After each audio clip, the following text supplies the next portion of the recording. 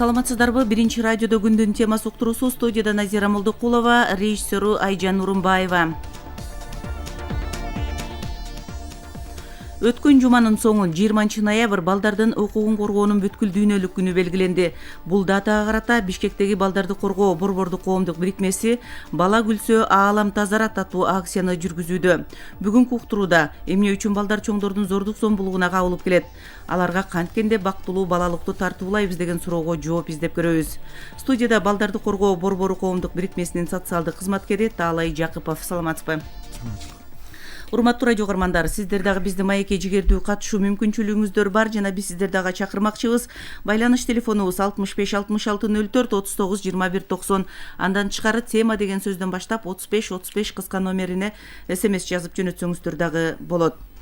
Талай агай, мына «Бала күлсө аалам тазарат» аттуу акцияны баштапсыздар. Ушул акциянын максаты, анын алкагында кандай иштерди алып барасыздар? Токтолуп берсеңиз. Өзүңүздөр билгендей, мына базар экономикасына киргенден кийин ушул адамдардын, биздин экономиканын өзүндө гана, материалдык жактан гана эмес, ушул адамдардын жан дүйнөсүндө, айлана чөйрөгө болгон мамилесинде, дүйнө таамында мурда болуп көрбөгөндөй өзгөрүүлөр болду да. Анан азыркы күндө биз ошол өзгөрүүлөргө өтө көңүл буруп маани беришибиз керек. Биз каалайбызбы же каалабайбызбы, аалам таануудан же болбосо глобалдаштыруу деп атпайбызбы, биз ошол эмеден алыс кете албайт экенбиз да. Анан бүгүнкү күндө ушул оор маселелердин бири балдарга карата биздин мамиле. Келечек муунду кайсы жол менен замандын талабына ылайык кандай деңгээлде тарбиялайбыз деген бир суроо туулуп атат да.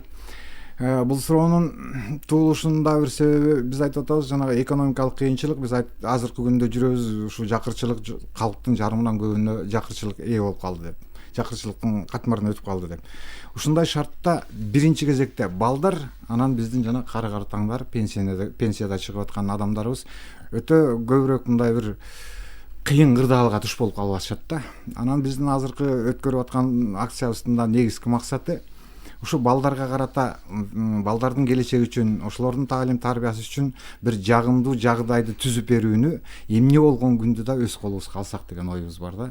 Өз колубузга алсак дегенибиз эми ошол бүгүнкү күндө балдарга кийинки кезекте көбүрөөк айтылып атат, балдарга карата зордук зомбулук күчөп баратат деп.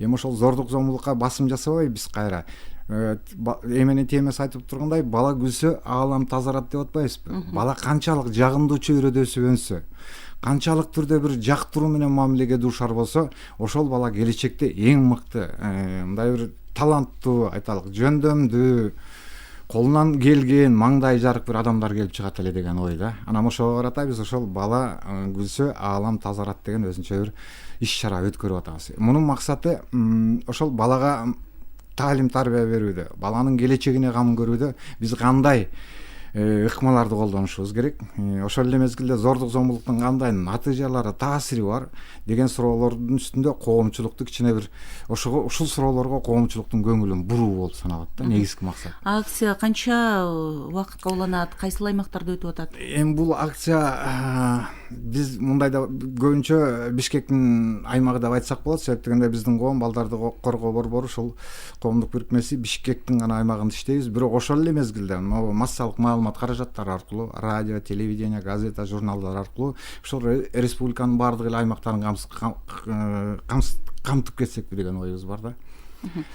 Эми сиздердин борбор мына балдардын укугун коргоо, деги эле балдарды мындай бактылуу балалыкка тартуу максатында канча жылдан бери мындай эмгектенип иштеп келатасыздар? Ишмердүүлүгүңүздөр канча жылга барып калат? Шартка жараша болуп калды, өзүңүздөр билесиздер, могу 1993 жылдары жана эгемендиктүүлүгү жетишкен күндөн тартып ушул оорчулук биринчи кезекте балдарга келди деп айтсак болот да. Ошол мезгилде Бишкек шаарынын ичинен өзүңөр деле байкасаңар керек, үйүнөн качып келген балдар саны аябагандай көп болчу. Качып ушу Бишкектин тегерегинде кайыр сурап, арга жерге жатып, кылмышкерлердин тобуна кошулуп кеткен балдар көп болчу да. Анан ошондой андан сырткары ички миграция ошол мезгилден тартып аябагандай күч алды да. Бишкекке республиканын баардык аймактарынан келип, ушул жерден базардан оокат кылабыз деген адамдарыбыз көп болуп, анан алар Бишкекке келгенден кийин же балдарын мектепке киргизе албайт, же тиги медициналык жактан бир дарыгерлерге көрсөтө албайт, ушундай бир татаал шарттар түзүлүп калганда, анан биз ошол шарттарды эске алуу менен балдарды коргоо коомдук бирикмеси түзүлгөн. Негизги максатыбыз эмне эле? Ошол көчөдө калган балдарды кайра бир реабилитация деп атпайбызбы, ошондон өткөрүп анан үй бүлөсүнө кайтаруу. Бул биринчи маселебиз болчу.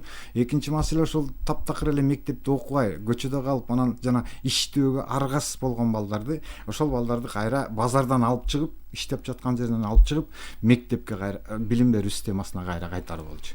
Анан акырындык менен шарт өзгөрүп келатат да. Мына 2006-жылга чейин чындап эле көчөдө калган балдарыбыз аябай көп болчу. Биз түнкүсүн рейдтерге чыгып, багы рейд деп айтып алдым, багы базарларды балдар көбүрөөк жаткан кыдырганда, ошол жердерден күнүнө жок дегенде 10-15ке чейин балдарды таап келчүбүз ичинде. Анан ошол балдар менен иштеп атканда, улам багы адамдын тажрыйбасы өскөн сыяктуу эле уюмдун да өзүнүн бир бай тажрыйбага ээ болду десем болот да. Себеп дегенде биринчи мезгилдерде биз бала менен гана сүйлөшүп, анан ошол бала каяктан келсе үйүнө кайра жеткирип берген аргасы тиги эме кылчубуз. Ушу менен чектелип калгандай болчу. Анан кийин байкап карасак, ошол биз үйүнө жеткирип койгон балдар кайра эле качып келишет да. Себеп дегенде бала үйгө барууга даяр болуп, ата-энесин кечирген күнү дагы ата-энеси ошону түшүнбөй кайра балага каршы чыккан учурлар көп болгондо, андан кийин демек биз үй бүлө менен иштей баштадык көбүнчө. Биринчи кезекте ошол атаны, энени, чоң ата, чоң эне дегендей үй бүлөнүн кандай мүчөлөрү болсо, ошол адамдар менен ошо баланы кайтарууда биз кандай ыкмаларды колдонобуз, бала менен кантип сүйлөшөбүз, мына ошол маселелердин үстүндө иштей баштадык да. Анан кийинчерээк мына 2000 биз айттык, ошол мезгилде мектепке алчу эмес чындап эле. Ар бир мектеп өзүнүн микроучасткабыз бар. Биз ошол жердегине алабыз, каттоосу барларды.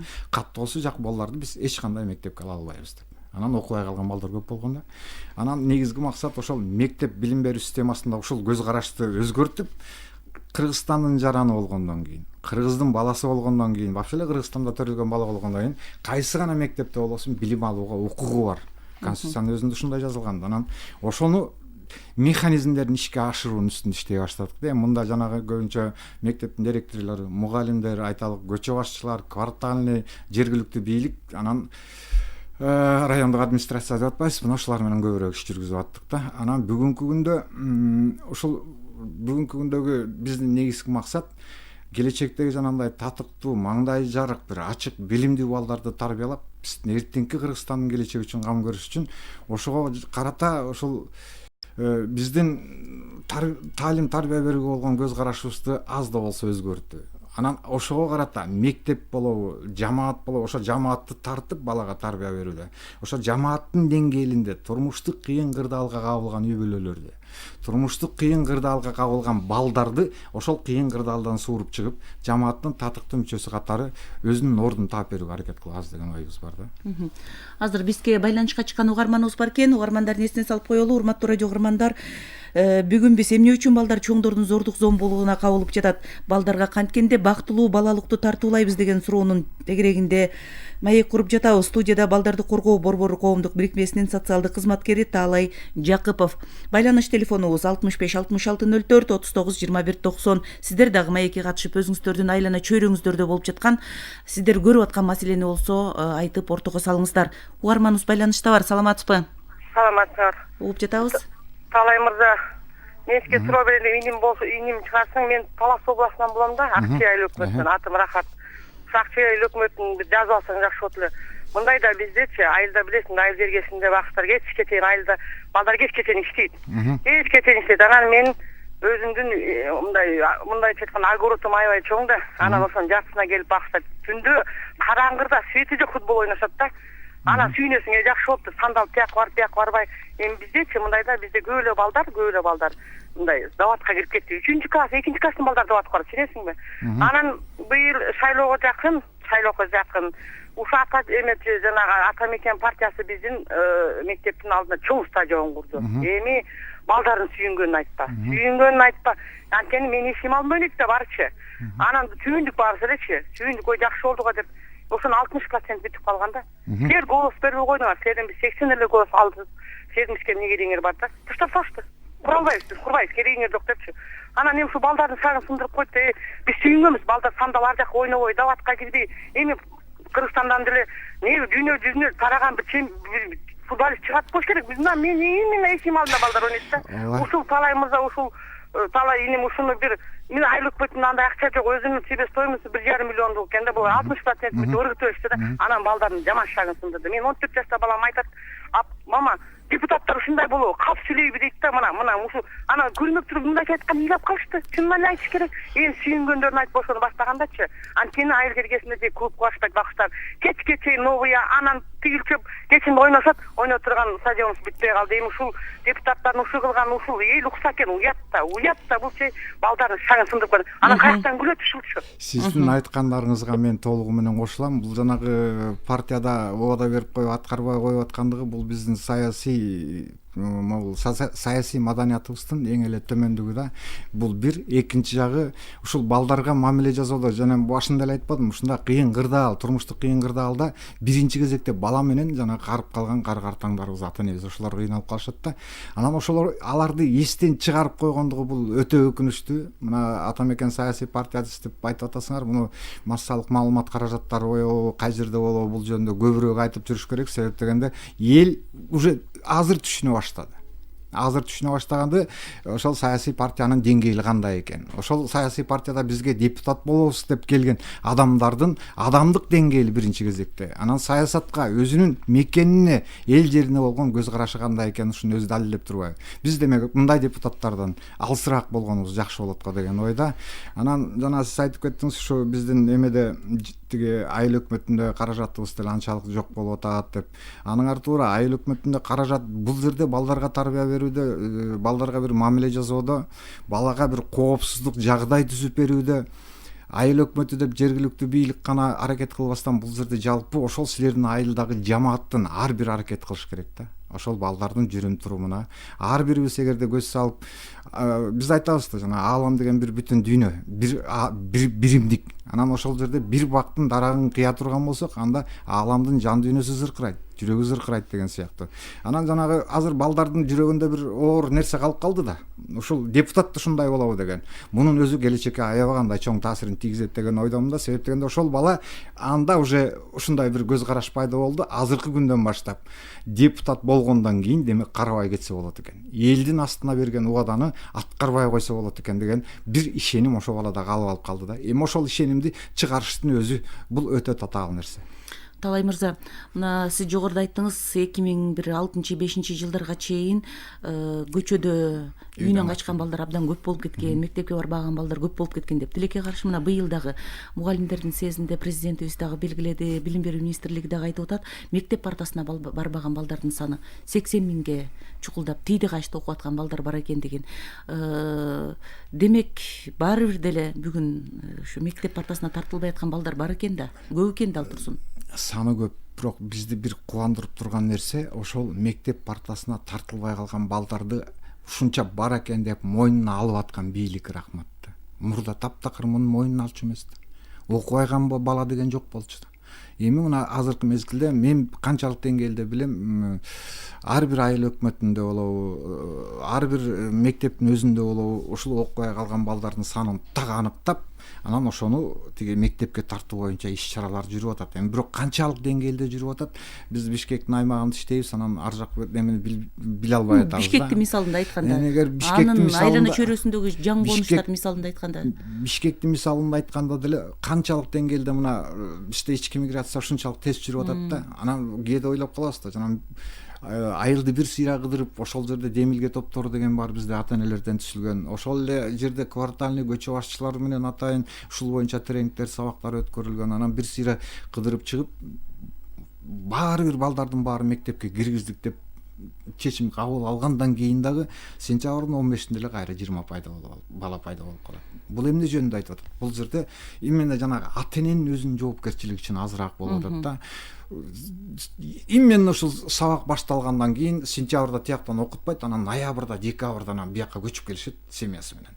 Бияка көчүп келгенден кийин ал баланы декабрда эми кантип алып барып жанагы 2-класс окуп аткан балага 3-класска отургуза алабыз. Себеп дегенде бир чейрек толугу менен окуган жок. Анан айла жок, жанагындай тиги кошумча сабактарды өтө турган бир класстарды ачууга туура келип атат. Анан президент өзү айткандай, чындап эле бул биздин мойнубузда бар. Жана 80 миңден ашуун окуучу тартылбай калды деп атпайсыз, бул чындык. Айтсаңыз, жанагы болбой эле көчөгө качып чыгып аткан балдар менен иш алып барып атканыңыздарды айттыңыздар. Андай балдар үчүн кандай чөйрө керек? Жогоруда айттыңыз, мына ата эненин камкордугу, ата эненин өзгөчө мамилеси керек экендигин, андан тышкары коомдук институттар, ошо кала берсе көчөсү, айылындагы адамдар дагы кандай бир колдоо көрсөтүш керек деген биз ойдосуз? кийинки мезгилде ушул баланы тарбиялоону экинчи планга коюп атабыз да, жан дүйнөсүнө таасир тийгизүүнү, ошонун бир акыл эсин, ойлоо жөндөмдүүлүгүн, талдоо жөндөмүн өстүрүүгө азыраак мамиле кылып, биз негизинен эле курсагын тогузуп койсок болду деген эмеге келип атабыз да. Анан жанагы үйдөн качып же болбосо карабай аткан балдар, биз силер ойлобогула жөн эле бир мындай бир арак ичкен же болбосо бузулуп кеткен же жакыр жашаган адамдардын балдары гана качат. Жок, именно жанагы оокаты толук, бүгүнкү күндө биз орто чарба же болбосо бай бизнесмен дегендердин балдары үйлөрүнөн качып аткан учурлар көп да. Эмне үчүн дегенде, балага элементарно мээрим жетишпейт. Жактыруунун тили деген бар. Биз жактыруунун тилин бир кара топуракка салыштырсак болот да. Ошол кара топуракка эмени тиги урукту таштай турган болсок, анан ага көн суу болсо, ошондо мөмө чыгат да, аябагандай жакшы нерсе. Жактыруунун тилин ошо кара топуракка салыштырып керек. Анан бизде ошол жактыруунун тили деген эмне экенин билбей, балага мээрим бере албай атпайсызбы? Жөнөкөй эле бир мисал айтайын. Мына бир 3 жашар балаңар бар деп коелу. Эгерде ошол 3 жашар бала бир жакка конокко барып калсаңар, үйгө келгенден кийин ошол конокто отурганда сыртка чыгып бир аз ойноп келет да, кайра келип силердин колуңарды кармап момуп жабышат. Биз эмне дейбиз? Бар, элдин баары эле ойноп атпайлы, тетиякка бар деп. Себеп дегенде, тааныш эмес чөйрөгө келгенде бала өзүндө болгон энергия, күч кубатын жоготту. Тааныш эмес чөйрөдө мындай караганда чарчады. Анан күч кубат алыш үчүн ал кайра энесине келип минтип жабышып атат. Анан ошондо энеси жөн эле кучактап, бетине сүйүп, келдиңби балам дей турган болсо, бир 5 мүнөт ичинде жана батарейканы заряд эткендей бала энергиясы кайра калыбына келет да. Же болбосо да бир мисал айтайын, мына кээ бир ата энеси таптакыр карабаган балдар, айталык тиги детдомдо өскөн балдарды деле алалы. Ошол балдарды карап отурсаңар, тойгонун билбейт. Жөн эле жей берет момунтип эле, астына канча тамак берсең тойгонун билбейт. Биз бала деген энергияны биринчи кезекте ата эненин мээриминен алат. Анан жана мээрим жеткен бала тамакты аз ичет, көп ичкиси келбейт. Себеп дегенде, күч кубаты толтура. Аны энеси күндө кучактап бетинен 5-6 маал өбүп турат. Анан андай мамиле жок болуп калгандан кийин балада күч кубат жок да, энергия азайып атат. Ал эмне кыла баштайт? Анан жана тамакты жей баштайт да. Өпүлдөт. Мен мындай деген суроо туулат да, жактыруу деп атабыз, ошол мээримди биз кантип беребиз деп. Мээримди биринчи кезекте дене аркылуу беребиз.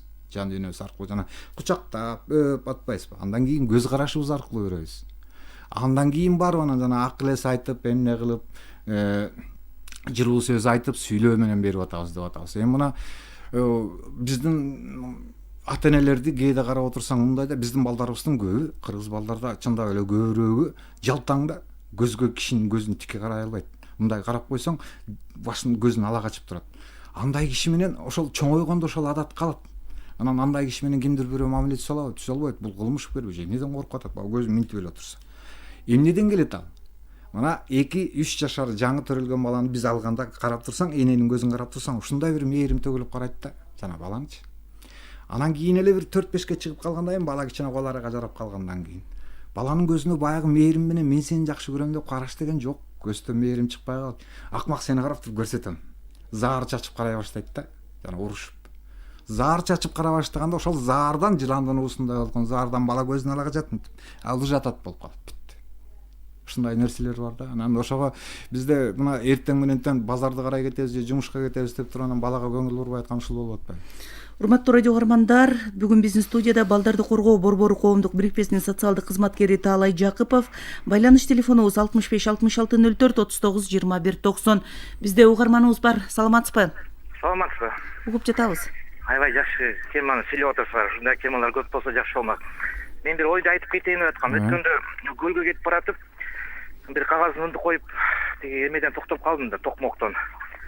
Кагазды интернет кафеден распечатка кылайын деп кирипсем, ошо интернет кафеде 30тан ашык компьютер бар экен.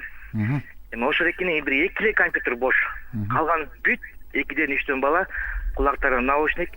Эми мен 10 мүнөткө кирип чыккан ичинде мен билбеген сөмө сөздөрдү уктум да ошоктон. Элге чоң келип киши келип атат, байкы көңүл бурушпайт да. Анан эми ошолор келечек да биздин. Эми ошо чоңоюп келечек болгондо, чоңойгондон кийин эми ошол балдарына кандай тарбия берет? Бул жерде мен мечитти күнөөлөгүм келбейт, бул жерде түзмө түз ата энеси күнөөлүү да. ооба. Мечит тарбия бербейт. Бул ата эне тарбия бериш керек, ата эне үлгүлүү болуш керек. Эми ошого үйүнө баргандан кийин татынакай болот, жакшы мындай маскасын кийип алып, эшикке чыкканда маскасын чечет, кайра берки балдарына окшошот. Бул жерде атасы эме болуш керек. Анан детский домдо чоңойткан балдар эми алар да чоңоюп үй бүлөлүү болушат. Детский домдо тарбиячылар алар деген баягы акча үчүн иштейт да биякта. Мындай мен кылбайм баягы өзүнүн баягы жетим берип мындай өзүнүн баласына көрөт деп. Сиз айтып аткан азыркы көтөргөн маселеңиз үчүн чоң рахмат. Бу да аябагандай ушундай татаал маселе да. Сиз айтып аткандын өзү коомчулук ушуга көбүрөөк көңүл буруш керек. Компьютер деген бул наркотиктен айырмасы жок. Ким барат жана компьютерге? Именно ошол үйдө бир мейирим жетпеген, ата энесинен бир жакшы сөз укпаган, тели тең туштары жок, достору жок бала компьютер менен барат. Анын болгон дүйнөсү компьютер. Жансыз дүйнө менен. Эртеден кечке ошо менен сүйлөшөт. Ошол компьютерден тарбия таалим алат. Анан жанагы бизде чыгып аткан кылмышкер деп атпайсызбы? Же болбосо киши өлтүргүч, игилге тияка бияка кетип аткан балдардын баары каяктан келген балдар? Ошо компьютер менен жүрүп компьютерден өскөн балдар. Компьютердин тарбиясын алган балдар. Жансыз компьютердин. Алар робот, зомби сыяктуу нерсе. Мен айтат элем, мисалы үчүн үйүнө барганда башкача болот деп. Жок, ал бала үйүнө барганда да дал ошондой болот. Бул ошого көнүп калган бала, үйрөнүп калган бала. Ошондуктан биз ата энелер ошо бала компьютер менен отурса, үйдө компьютер азыр кээ бир үйлөрдө бар дейлик, анан үйдө компьютер менен отурганда дагы компьютерде ал эмнени карап атат? Канча мүнөт бериш керек ошол компьютерге отурганга? Күнүнө могу 6-12 жаштагы балага ашып кетсе бир 25-30 мүнөт андан ашык компьютерге бербеш керек. Анан биз багы эптеп кутулуш керек да баладан. Бала бизге жабышат, кучактайт, муну көрсөт, тигини көрсөт дейт. Анан компьютерди же планшетти же телефонду колуна кармата коюп анан качып кетип атпайсызбы?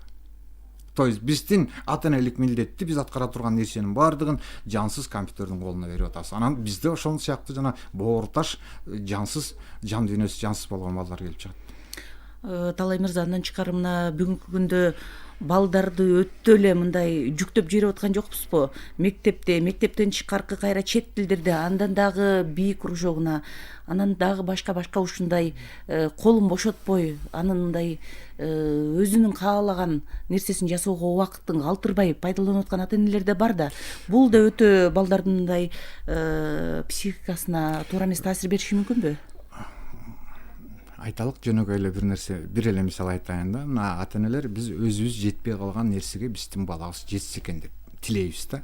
Айталык мен өмүр бою ушул бир мугалим болгум келсе, анан мугалим боло албай калдым ар кандай шарт менен. Мен баламды эмне кыла баштайм? Күчкө сала баштайм. Сен мугалим болушуң керек. Сен мугалим болуш керек. Анан кайра ошону окуп атасың, кандай окуп атасың? 5ке окудуңбу? Канча алып келдиң? Мугалим андай болбойт.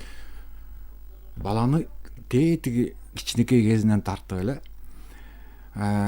баланын өзүндө болгон жөндөмдүн, баланын өзүндөгү талантын биз басып салдык да.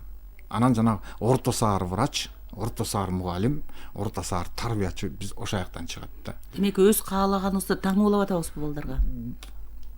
Биз гана эмес, коом таңуулап атат керек болсо ошол өз каалаганыбызды. Биз балдардын кичинекей кезинде биз балдарга бере турган нерсе эмне? Бул балдарга бере турган нерсе ишеним бериш керек. Мен колуман келет. Мен жазай алам. Мен дагы ааламдын бир бүтүн бөлүгүмүн. Менин пикиримди да эл угат деген сыяктуу, атам угат, энем угат деген сыяктуу балада ишеним болсо, ал өз жолун өзү табат. Анан жок, мына мындай бир турмуштук эле мисалдардан угуучуларга мындай бир тааныш болуш үчүн жөнөкөй эле бир мисалдардан айтып берейин. Айталык. Мындай болуп атпайбы? Кээ бирде ата энелер келип арызданып калышат да, мына менин балам таптакыр эле сабак окубай калды. Билбейт эчтеке. Анан таң каласың да, мектепке барып аны баланы окуп көрсүн десең, 5-класстын баласы шар окуй албайт. Эжелеп атып араң окуйт да. Анан бул себеби эмнеде? Себеп дегенде жанагы өзү окубаган бала ата эне кезинде окуган эмес адагы. Эжелеп өзү араң окуйт. Анан баланын жанына отуруп алат, нерви өзүнүн психикасы ошого чыдабайт, баланы оку дей баштайт да. Анан бала окуй баштайт да. Окуй баштаганда эле бир жерден туура эмес кетсе төбөдөн артып бир чабат. Ушинтип да окуйсуң, моорекел эмне деп. Бөттү. Баланын жан дүйнөсү стресстик абалда, моорекин чыңалып турат. Башына бир нерсе келеби, өзүңөр деле ойлоп көргүлө, өзүңөр бир нерсеге капа болуп турганда, көңүлүңөр чөгүп турганда, бирөө келип алып эле акыл айтып берсе киреби? Кирбейт эч убакта. Анан жана баланы постоянно төбөгө койгулаганда албай куштун эси тартып эле анан эмне кыла баштайт? Китепти алып окубайлыкпы, сабакка даярданалык дегенде эле баланын колу калтырайт да, ичим ооруп атат. Сийгим келип атат, көзүм көрбөй атат. Жарым саатта айна окуйлучу. Бетти ал окууга вообще таптакыр жөндөмү жок балада. Окубайт. Каарманыбыз бар экен байланышта. Саламатсызбы? Алло, биз сизди угуп жатабыз. Байланыш телефонубуз 65 66 04 39 21 90. Урматтуу радио каармандар, эсиңиздерге салып өтөлү 20 ноябрь балдарды коргоонун бүткүл дүйнөлүк күнү. Бул датага карата Бишкектеги балдарды коргоо борбору коомдук бирикмеси Бала күлсө аалам тазарат аттуу акциясын жүргүзүүдө. Бүгүн биз эмне үчүн балдар чоңдордун зордук зомбулугуна кабылып келет, балдарга канткенде бактылуу күндөрдү тартуулайбыз деген суроого жооп издеп жатабыз. Студияда балдарды коргоо борбору коомдук бирикмесинин социалдык кызматкери Таалай Жакыпов. Байланыш телефондорубуз 65 66 04 39 21 90. Алдыда биринчи радионун жаңылыктар кызматы, андан соң маегибизге кайтып келебиз. Биз менен бирге калыңыздар. Биринчиде жаңылыктар.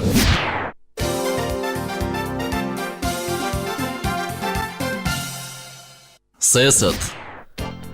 Ош аэропортунда болгон кырсык боюнча транспорт прокуратурасы тарабынан кылмыш иши козголду. Башкы прокуратуранын маалымат кызматы билдиргендей, 22 ноябрда Красноярск Ош каттамы боюнча учкан Boeing 737 учагынын экипажы аба коопсуздук боюнча эрежени бузуу менен Ош аэропортуна авариялык түрдө конгон. Окуяга байланыштуу өкмөттүк комиссия түзүлдү. Комиссияга 10 күндүк мөөнөттө кырсыктын себебин аныктоо тапшырылды. Жаңы үй салууга 200 000 сом аздык кылат. Бул тууралуу жер силкинүүдөн жабыр тарткан Ош облусун кыдырган жогорку кеңештин вице-спикери Нурбек Алимбеков билдирген. Менимче 200 000 сом жетишсиз, өкмөт анын өлчөмүн көбөйтүү маселесин тезинен чечиши керек. Ошондой эле турак жайы бузулган жергиликтүү тургундардын кыштап чыгуусу үчүн ичи жылууланган контейнерлердин санын 500га чейин жеткирүү зарыл, деди депутат. Учурда өзгөчө кырдаалдар министрлиги табигый кырсыктан жапа чеккен тургундарга 10 жана 30 орунду 300 палатка, 130 жылытуучу меш таркатып бергени белгилүү болду. Жергиликтүү тургундар жылууланган контейнерлер жана боз үйлөр, жууркан төшөк жана азык-түлүктөр менен да камсыз кылынууда. Чет элдик жаңылыктар. Бельгиянын Брюссель шаарында түнү бою террорчуларга каршы масштабтуу операция жүргүзүлдү. Анын жыйынтыгында 16 адам кармалып, бири жарадар болду. 22 ноябрдан 23 ноябрга караган түнү полиция жана аскер кызматкерлери шаардын борборуна кете турган жолдорду тосуп, жарандардын документтерин текшерген. Күбөлөрдүн айтымында Брюссельдин операция жүргүзүлгөн аймагында ок атуулар угулду. Операциялардын жыйынтыгында Париждеги террордук акттарды уюштуруу боюнча негизги кылмышкер шектелүүдө Абделхамид Абаут жана Салах Абдиссалам кармала элек деп жазышат басылмалар. Белгилей кетсек, 13 ноябрда Парижде бир катар террордук актылар болгон. Андан 129 адам каза болуп, 352 адам жаракат алган. Акыркы 10 жыл аралыгында Улуу Британия аскер техникасына 270 миллиард доллардан ашык каражат коротот. Бул тууралуу премьер-министр Дэвид Кэмерон улуттук коопсуздуктун стратегиясына арналган макалада баяндаган. Келерки 10 жылда аскер техникасын алууга жана аны кармоого, мындан тышкары атайын күчтөрдү колдоого 2 эсе көп каражат жумшайбыз. Ошондой эле 5000ге чейин аскер кызмат кылган 2 атайын чабуулдарды жасаучу жаңы бригаданы түзөбүз. Стратегияда терроризмге каршы турууга каражаттарды көбөйтүү жана Британ атайын кызматтарына кошумча 1900 адамды тартуу каралган. Негизги багыт катары учкучу жок учуучу аппараттарды курууга инвестиция тартуу мерчемделген.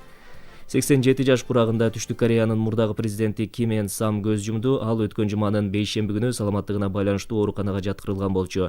Ким өлкөнү 1993-98 жылдар аралыгында башкарган. Анын башкаруусу коррупция менен болгон күрөштүн күчөшү менен эсте калып, ал учурда пара алуу жана салык төлөөдөн качкан үчүн өз уулу камакка алынган. Кимдин бийликке келиши менен өлкөдөгү аскердик башкаруу жокко чыгарылган. Президент ошондой эле экономикалык реформаларды ишке ашырууну сунуш кылып келген. Спорт. Мекендешибиз Нагира Сарбашева спорттун кур менен күрөшүү түрүндө дүйнө чемпиону аталды. Биринчилик өткөн дем алыш күндөрү Татарстандын Казан шаарында өткөн. Сарбагышева буга чейин Иранда уюштурулган Азия чемпиондугунда алтын медаль тагылган. Казандагы мелдешке Кыргызстандын атынан 12 спортчу катышты. Алардын 4-ү кыз келиндер. Нагира Сарбашева 76 кг салмактан жогору категорияда күч сынашып, финалда россиялык балбанды жеңип алды. Жыйынтыгында ал дүйнө чемпиону наамына татыды. Ошондой эле таймашта Эльза Абдыкадырова менен Назира Арзбекова коло медалдын ээси болушту. Ауа райы. Бүгүн өлкө аймагында жаан-чачын күтүлбөйт. Ол аймактардагы унаа жолдору тайгак болот. Батыштан соккон шамалдын ылдамдыгы секундасына 3-8 метрге чейин жетет. Абанын температурасы чүйөрөнүндө Ош жана Жалал Абад тубандарында 7-12 градус жылуу, Талас жана Баткенде 6-11 градуска чейин көтөрүлөт. Ысык көлдө 4-9 градус жылуу. Нарында 1 градус сууктан 4 градуска чейин көтөрүлөт. Башкала Бишкекте бүгүн жаан-чачын күтүлбөйт. Абанын температурасы 8-10 градус нөлдөн жогору. Биринчи маалымат радиосунда саат сайын акыркы жаңылыктар, ыкчам, так, эки тараптуу маалымат, түз эфирде талкуулар, орчундуу окуя болгон жерден биринчи радионун кабарчылары сиздерди жаңылыктар менен камсыз кылат. Биринчи маалымат радиосу. Биринчи радиодо күндүн темасы өз маегин улантат. Урматтуу радио угармандар, бүгүн эмне үчүн балдар чоңдордун зордук зомбулугуна кабылып келет? Балдарга канткенде бактылуулукту тартуулайбыз деген суроого жооп издеп жатабыз. Студияда балдарды коргоо борбору коомдук бирикмесинин социалдык кызматкери Таалай Жакыпов. Байланыш телефонубуз 65 66 04 39 21 90. Андан тышкары тема деген сөздөн баштап 35 35 кыска номерине СМС жазып жөнөтсөңүздөр дагы болот. Таалай мырза, мына Кыргызстанда балдарды асыроо мамилесине келсек да, балдарды асыроого бир убакта мораторий жарыяланган болчу, андан кийин алынып салынды. Бул багытта бир катар мындай сын пикирлер, кайчы ойлор дагы айтылып жүрөт. Сиздин оюңузча бала асыроого кандай мамиле жасашыбыз керек? Бул өтө эле бир чечилип кете турган бир маселе эмес, бул татаал маселе да. Анан мында биз ошол балдар үйүндөгү балдарды асыроо жөнүндө гана кеп кылып атабыз. Ошол балдар үйүнө жибербей, жана балдар үйлөрү, интернаттар көп болуп атпайбызбы? Ошол үйлөргө жибербей, ар бир баланын үйдө өсүшү, үй бүлөдө таалим тарбия алышы бул эң коомдун өнүгүп кетиши үчүн жакшы пайдалуу болуп берет эле да.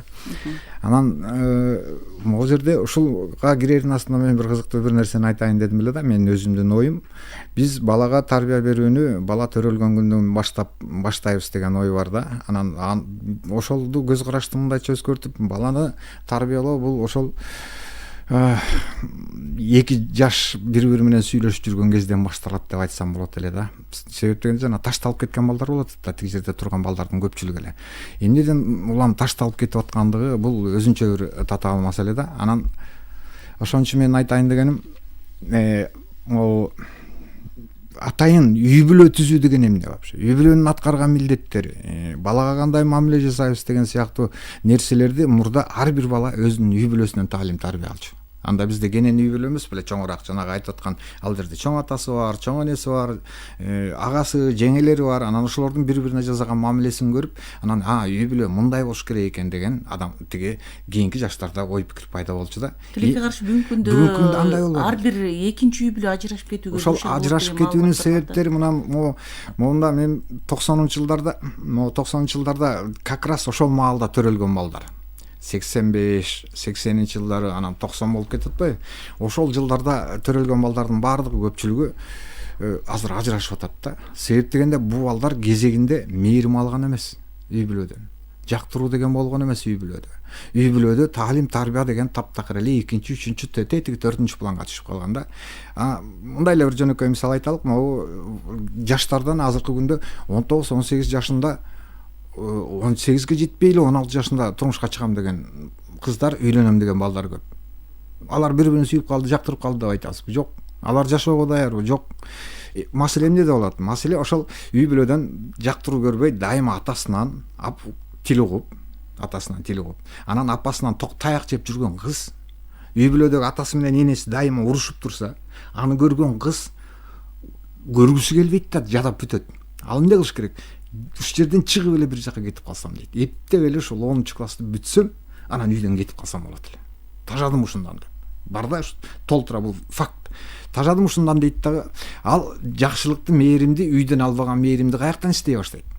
Көчөдөн издей баштайт. Көчөдө ким бар? Ага окшоп жанагындай үй бүлөдөн тажап, жадап бүткөн дагы бир жигит турат аякта. Анан экөө ойлойт да, биз тиги мындай болуп бири-бирибизге мээрим берип, мындан ары жашап кетебиз, бири-бирибизди толуктай алабыз деп. Андай болбойт экен да көрсө. Себеп дегенде балага да кызга дагы жана жөндөмдүн баары адат болуп калды. Балапан уядан тиги эмнени көрсө ошону алат дегендей, кандай гана маселе болбосун, булар уруш тараша аркылуу чечкенге үйрөнөт. Үй бүлө күтүүгө даяр эмес таптакыр. Анан жана тиги бирди төрөгөн, эки төрөгөндөн анан ажырашып атпайбы? Азыр кээде карап отуруп ыйлагың келет. 84-жылкы, 85-жылкы 3-4 баласы менен азыр жалгыз калган бой келиндерибиз аябай көбөйдү. Азыр бизге байланышка чыккан угарманыбыз бар, саламатсызбы? Урматтуу угарман, сиз түз байланыштасыз. Сурооңузду узатсаңыз болот. Байланыш телефонду угармандардын эсине дагы бир рет салып коеюн. 65 66 04 39 21 90. Дагы бир угарманыбыз байланышка чыгып жатат. Саламатсызбы? Алло, тамаштарбы? Угуп жатабыз. Жалал аттан чыгып аттык эле да. Могул жигиттин азыркы сүйлөшүп атпайбы тиги. Баягы балдарды тилдөөдө, балдарды койтур деп айтууда баягы жер көз болуп эле тике карай албайт деп. Мондай нерсеге биз кошулбайбыз да, эмне дегенде биз деле тоодо чоңойгонбуз, айыл жеринде чоңойгонбуз. Баягы балачак эске түшөт да. Эгерде ата эне мындай жумшак келип карабай койсоң, тиги тоодо корголоп турган койдун козуларын айдап келиш үчүн биздин бутубуздун өтүгүздү сыйрып алып туруп барып айдап келдичи, көчкө бир коюп туруп. Жөнөкөй биз кайрылып тиги мындай балам ай алтынын барып ал деп айдап келчи ошо козу тиги Карагандын чүйүнө десе биз макул болчу эмеспиз да. Эми муну мен эмне айткым келет? Азыркы илимпоздор, улуу коомдун ишкерлери бүт баардыгы жалаң айылдан чыккан да. Сиз жанагындай айтып атасыз, жер көз болуп калат, жер көз тиктей калат. Алар утурумдук алдоо менен ошол мезгилде ошол балдар көнүп бүткөндө, баягы жер көз болуп туруп тиктей албай болот. Туп-туура эле ата энесинин көзүн тиктешет. Бирок ошолордун психологиясын, ошолордун баардыгын өлчөп билип алышкандан кийин ата эненин күйүндагындай менен эчтеке болбойт экен, ошону менен унутулат. Ошондой катуу закон болмой сайын ал эч качан адам тарбия болуп чыкпайт. Атыңыз ким болот? Мусаев Аскар. Аскар байке, мындайда азыр сизге эле ушундай бир сизди угуп бүттүк. Азыр уже мен бир ошого эле бир мисал келтирейин деп атам да, жанагы балага катуу канчалык тарбиялашсаганда ошол бала кандай деңгээлге чейин жетет деп. Сиз азыр айттыңыз, биз бир нерсени мезгилди эске ала албай атабыз да. Мезгилге жараша замандын талабын эске ала албай атабыз. Мына ушул эле сиз айткан мисалга кылайын. Мына жакында аябагында бир катуу ооруп калган келин менен азыр ошол бир 35-40 келин. Анан сүйлөшкөндө келет дагы эле ревматизмим бар дейт. Жүрөгүм ооруйт, туруп эле жыгылып калам дейт. Анан отуруп алып анан баягы сурай баштадык да, кайсы мезгилде баштады эле? Бул сиздердин борборго келип атат. Көрсө 6-класс окуп аткан кезде, силер айткандай жана Баткенде тоодо жайылып жүргөн эчкилерди күндө кечинде айдап келчү экен. Кыз айдап келе албай калат. Анан кечинде түн ичинде апасы менен атасы урушуп туруп кубалайт. Бар, айдап кел эчкини. Милдетиң беле? Каякта жүрөсүң деп. Баягы кыз караган чейдин арасында жүрүп эчкини айдап келет. Үйүнө келгенден кийин жыгылып калган да. Анан доктурга алып барат. Өзгөрүү эч кандай жок. Шалда баягы буту кол кыймылдабай жатып калган. Андан кийин доктурга алып барып 1 ай, 2 ай вообще жылыш жок, дарылай албай койт. Анан молдого барып окутуп, анан ошондон кичине калыбына келет. Анан кийин жүрүп отуруп турмушка чыгат 22 жашында. Ошондо жанагы оорусу кайра бир кармайт. Мен силерге жанагы булчуңдун клеточная память деп коет, ошону айтып аткандагы себебим. Ошол оорусу кайра кармайт. Анан кийин жолдошу бар да. Анан үйдө турганда тиякта отуруп тиги кайнагасы айтат: "Могу келинди, инвалид келинди кечке алып жүрүп кантип жашайсың ушу менен? Кетирбейсиңби?" дейт. Эми азыркы күндө ошол келин инвалид ошол айткан кайнагамдын үнүнө окшош үн угулганда жыгылып калат. Ошого окшош кишинин кебетесин көргөндө жыгылып калат. Бул силер азыр мен да ошол тетиги азыр мен 55-ке чыктым, мен да ошондой катаал тарбиянын астында үйрөнгөм. Но адамдар бар, ошол мезгилдин талабы ошондой болчу. Биз ошону ошол мезгилде кандай болсо так ошондой кабыл алчубуз. Бүгүнкү күнү андай эмес да. Дагы бир угарманыбыз байланышта бар. Саламатсызбы? Кутмандуу күнүңүздөр менен. Рахмат. Сизге дагы. Бар абдан көйгөйлүү маселени көтөрүп атасыңар. Мен ушул коомдогу жат көрүнүштөрдү жана коом каяка баратат деген чоң суроонун алдында бир эмгек жараттым белем, долбоор жараттым белем. Коомду кантип оңдошо болот дегенде. Мен ошону сизге тартууласам болот эле. Анан кийин бир чети мындай да. Тарбия деген каяктан чыгат? Тарбия деген эне тилден чыгат. Эненин багытынан чыгат. Ата болсо үлгү гана болуп берет. Ата эч качан колда чыпаларын да тийгизбейт, айланып кетейин деп чекесинен өөп турат. Ата камкордугун көргөзөт. Эне мээримдигин сугарат. Ошондо эне атаң ушинтип ойлоп калат, атаң тигинтип калат деген багытта ушундай сөздүн сугарганында бала атаны улуу көрөт да, улуу тутат дагы ошол жана кыргыздын жөндөмүндө жаткан баалуулуктар отуруп калат дагы бала жээндүү жээрдүү болуп өзүнүн улуттук намыстык сапаты менен өсөт. Кыз бала болобу, эркек бала болобу. Анан кийин мен ушул пайдаланып дарегиңизди берип койсоңуздар, же болбосо мен телефонумду берип коеюн. Мен ушул нактуу коомдук оңдосу болуп деген долбоорду сунуштайт элем. Телефонуңузду айтсаңыз. 0558 008545. Дагы бир угарманыбыз байланышта күтүп атат. Мобилдик телефондон чыгып саламатсыз болуп жатабыз сизден. Алло, саламатсыздарбы? Саламат. Атым Жылдызбек. Бишкекте. Мен баягы бери угуп турам да. Мындай мен айтайын дегеним, биз баардыгы эле коомго же заманга калганыбыз болбой калат. Коомдун ар бир коомдун өзүнүн жакшы адамдар, жакшы инсандар болгон. Мен айтайын дегеним мындай да. Мына мисалы мен жакында бир Жалал барып келдим, бир детдомдо Октябрьскийге. Ошол жерде директор менен сүйлөштүм да. Мен тагдырым, мен көп нерсени билбей жүрөм, маалымат алдым. Мына 9 бүткөндөн кийин булар училищеге берет экен да, булар андан кийин өз тагдыры менен өздөрү күрөшүп калат экен. Мамлекетчи бир тараптан эч ким буларга жардам бербейт экен. Анан булардын кандай эртең келечекти кура турган балдар чыгат. Буларга насаат бербесе, мына учарына келип көрөөнү кылганда, анан кийин баягы оорулук менен башка бирөөлөргө кошулуп кетип, булардын тагдыры жөнүндө ким ойлонот? Бул биринчиден. Экинчиден мына айтып атат, мына көпчүлүк учурларда биз баягы жумушсуздукка шылтап атабыз. Ооба, туура. Бир бардык баягы бала дагы коомду эмнени көрсө, уядан учканда ошону алат дейт. Биз тилекке каршы көпчүлүк учурларда ата-энелерибиз балдар, жакындарыбыз балдарын таштап, миграцияга кетип атат, иш издеп кетип атат. Мен эч кимди күнөөлөгөм деген жерим жок, бирок ошол учурда балдар калып, кароосуз калган балдар мына жаш тарбия албай калып атат. Мына мектептеги мына окуулардын деңгээлин карайлы. Болсо мектепте эрегеттикчиликте, же болсо уурулуктар тилекке каршы жылдан жылга бул азайбай атат да. Мына сиздер иштеп атат, коомдук уюмдар иштеп атат, мектептер иштеп атат, жаш жетпеген инспекциялар иштеп атат. Бирок мен ойлойм, коомчулуктар дагы мына көзөмөл айыл өкмөттөн баштап, ошол жерден, райондон, ушулардан баштап, коомдук ишмерлерден, жеке эмелерден баштап көмөк берсек, бул биздин эртеңки келечекте биздин балдарыбыз. Буларга биз колубуздан келсе деңгээлде мындай жардам берсек. Анан баягы бир жаман гана нерсе бар да, мына азыркы күндө өзүңүз көрүп атасыз, мына интернет сайт деген балакет чыгып атат, китеп окубай, ушулардын баары мына көйгөйдүн баарын айта берсек, мына Сирияга кеткенден баштап баягы эмне менен бүтүп атат. Заман эмне кылып атат. Ошондон айтайын дегенде, биз мына манас атабыздын мындай осуяттарын, же нерселердин идеологиясынын жоктугунан бирдиктүү, саясаттын, жаштар саясатынын жоктугунан биздин балдарыбыз эртеңкиге өз турмушта жалгыз калып ушундай бир жетишпегендиктен, колунда бардай, колунда жоктор болуп эле ушул заманга келип атат. Ошондуктан мен ойлойм, биз эч качан заманыбыздан эме кылбайлы, келечектен үмүт үзбөйлү. Кудай буйрса биз баарыбыз колунан келсе жардам гана беришибиз керек да. Рахмат. Айтканыңыз туура.